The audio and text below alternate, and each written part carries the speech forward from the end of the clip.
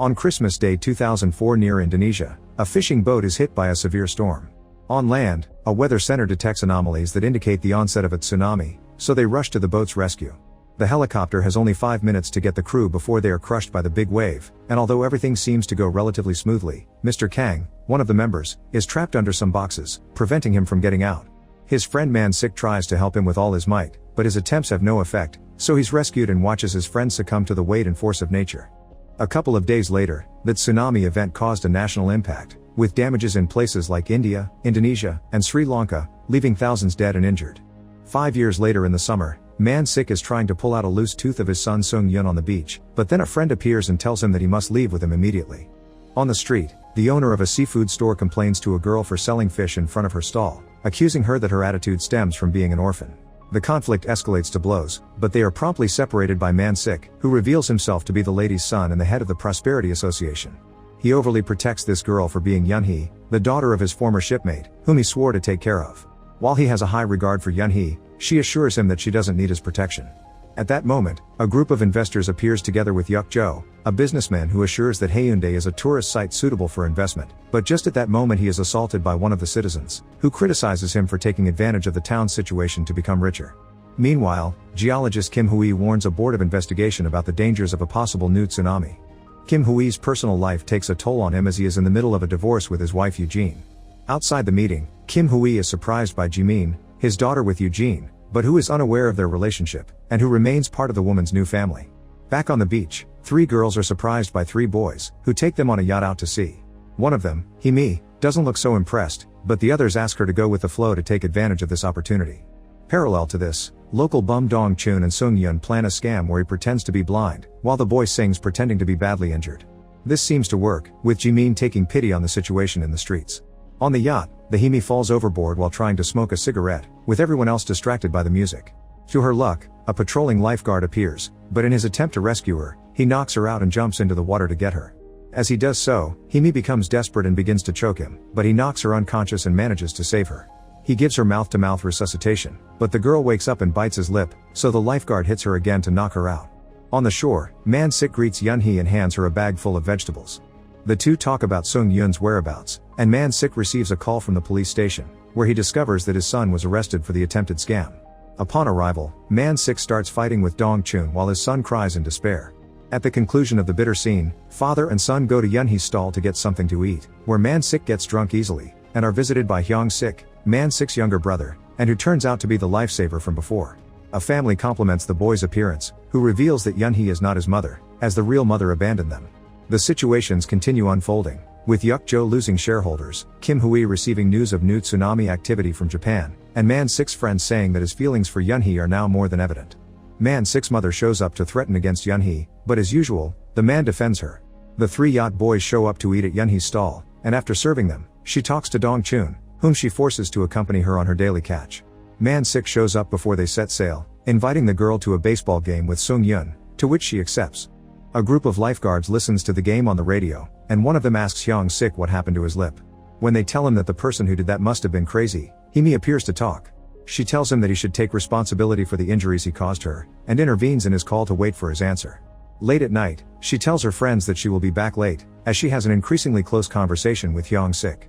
At the game, Man-sik gets drunk again and starts insulting the batsman, much to the embarrassment of his son and Yun-hee. The police make an appearance and take him out of the stadium before descending into further conflict. Upon returning home, he finds his mother talking to old Yuk-jo, who is actually his uncle.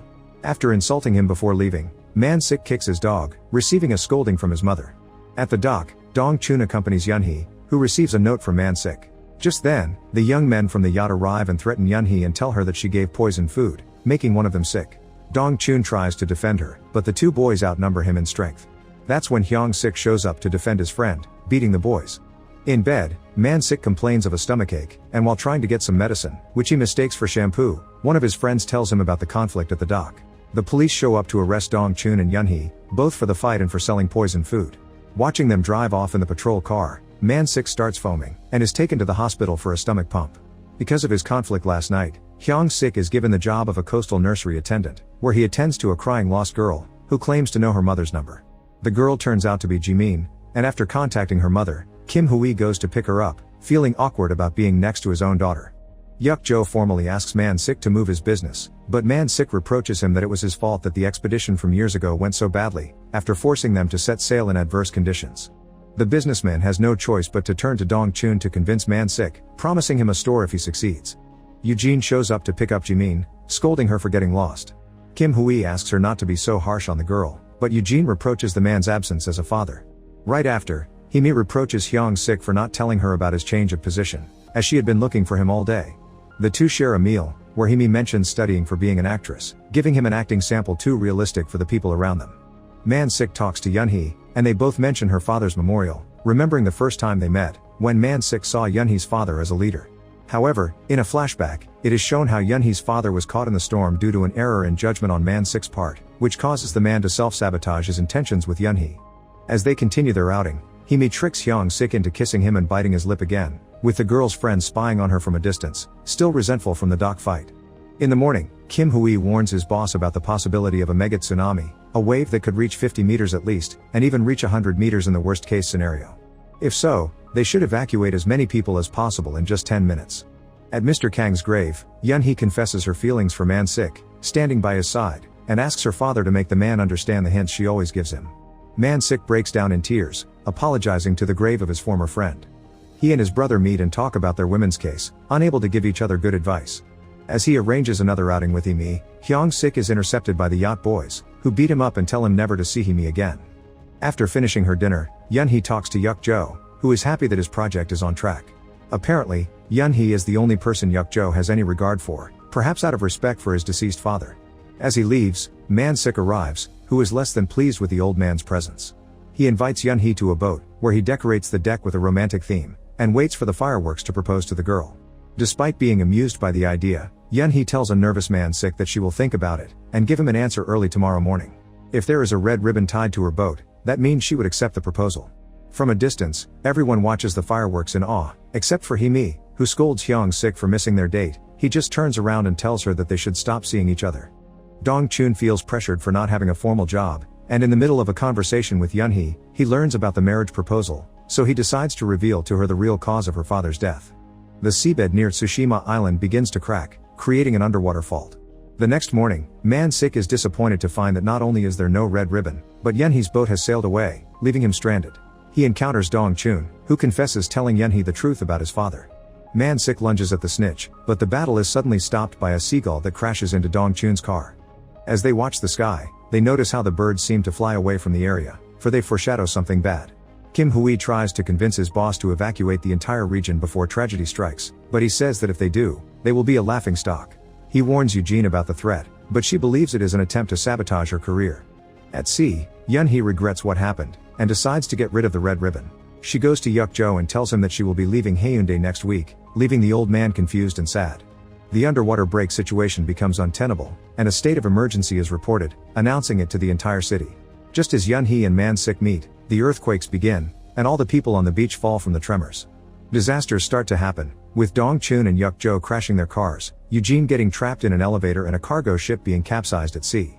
Also, Himi is with her suitor on the yacht, getting caught in the middle of a massive storm. Kim Hui tells his boss that they must get everyone in the highest possible spaces, and leaves to find his wife and daughter, with the latter watching from her window as the giant wave approaches them.